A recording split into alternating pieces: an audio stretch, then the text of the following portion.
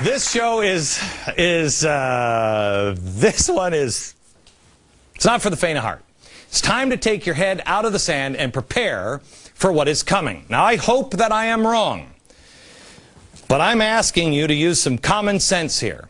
The price of raw materials like cotton and corn are on the rise, and I mean dramatic rise. Cotton is the highest in 140 years, is it not? Highest price ever traded, Glenn. Ever traded, okay. Companies can no longer afford to eat the rising costs, so they're going to be passed on to you. If you think, well, I just won't eat corn again. Oh, problem with that one. Everything is connected. For example, the typical grocery store. Let me ask you guys, how many products are in the grocery store that are connected to corn? Do you think? Give me a number. Anybody? 500. 500. 1,000. 4,000 products. 4,000 products have corn ingredients on the label. Now this is Eric Bolling. He is the host of Follow the Money, which Thank you, Glenn. is on the Fox Business Yes, sir. Network. How are you? I'm great. Okay. Things are going up. You and I talked about this, I think it was Monday morning. I came in. At Fox, we have really intense conversations at times in the hallway. You'll be passing, you go, wait a minute.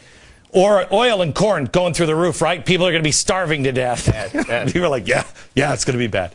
So I asked you to put together and explain exactly what's going up and why. Sure. Vilsack said the corn thing, this is all just, what did he say? It's all just speculators. So it's not going to really, it's not going to worry, you're not going to worry about it. And the government will tell you, people will tell you that we don't even have inflation. The reason for that is because the government puts out an inflation number that removes food and energy. How convenient, right? Yeah. Because the only two things we really use every day, food and energy. So you remove that and things don't look bad. Admin, bad. He says, I'm sure that commodity prices necessarily translate, I'm not sure that they necessarily translate directly and proportionally into food costs. Let me show corn. They go up and down all the time. Show the commodity index for corn and what has happened here. Yeah. Look at this. Look at this. That is gigantic. Can you show cotton? Now all-time high. All-time high. Cotton was huge here. Do we know anything? Did cotton, were prices up? In 1995, there was a bit of a cotton shortage. People, that would be called a panic for cotton prices. They spiked. However, when that happened, guess what price oil was per barrel in 1995? Throw a number out there. 1995, I bet it was like $40, $30. It's probably $15 a barrel. $15. So a cotton spike didn't feel like a brand new cotton spike right now with an $82 barrel of oil and all the other prices going up. Okay. So how many people here do believe that inflation is not happening? You go shopping, right? Yes. Have you noticed the price increase? Have you noticed anything that you've gone, holy cow, yet when you're in there? Anybody going to give an example? Laura, I see you shake. What'd you say? Milk.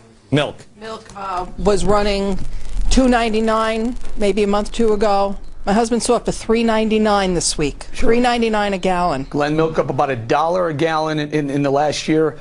A lot of things are made from milk. A lot of cheeses, milk prices going up affect a lot of other things. I want to just go on this. Let's just look at corn, because if we have corn, and may I play something? This is from me a long time ago when we were debating ethanol. Watch what I said when we were debating ethanol. This is like, I don't know, 4 years ago, 3-4 years ago.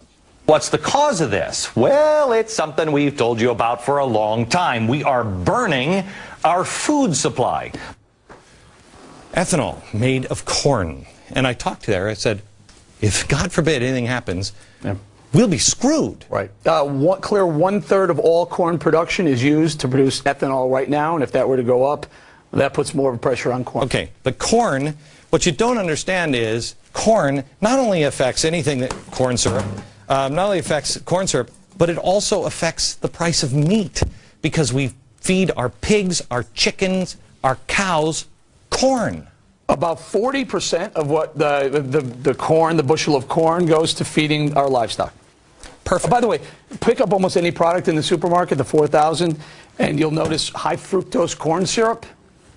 That's where you take the corn, they pull the kernels off, they mash it, and they make the syrup out of that. Everything's sweet. The two things that really concern me are oil and corn. You're right. Because oil and corn, you have India and China, these new nations that are now coming online, and they're saying, oh, they're going to be great, and they're going to, the emerging world, they need more rice.